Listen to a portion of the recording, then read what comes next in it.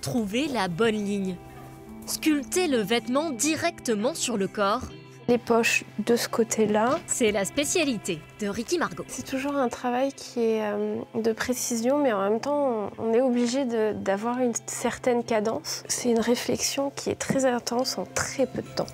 Cette maîtrise, la trentenaire l'a apprise au cœur des maisons de haute couture. Lanvin, Inès de la Fressange ou encore Jean-Paul Gaultier.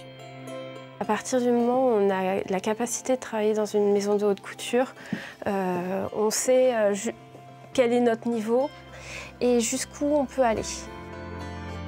J'avais vraiment envie de créer mes propres volumes et d'avoir une espèce de fierté derrière cette création, parce que c'est tellement d'heures de travail juste pour penser à la bonne ligne ou bon aplomb que j'ai envie d'être acteur.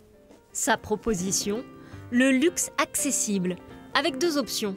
La demi-mesure, elle adapte sur vous les pièces de sa collection, comptez 200 € pour une chemise, ou le sur-mesure complet, comme le manteau de José qui coûtera 1 500 €. Je vais souvent faire des choses à des artisans que je veux. Je veux moins de choses, mais des habits qui me plaisent vraiment. Un vêtement plus éthique. Lors de cet atelier de patronage, Ricky présente son état d'esprit, loin des marques industrielles. Il y a beaucoup de thermocollants dans les vêtements. À l'heure actuelle, c'est une membrane qui est avec de la colle pour rigidifier à l'intérieur. Voilà. Moi, je ne suis pas pour ça parce que c'est des techniques qui sont faites pour ne pas durer. À l'époque de la mode un peu rapide où on n'achète pas cher et de mauvaise qualité, je trouve ça, on sent que c'est une matière de qualité, il y a une coupe originale, c'est bien plus satisfaisant de porter une pièce dans laquelle on se sent bien et qu'on va garder longtemps.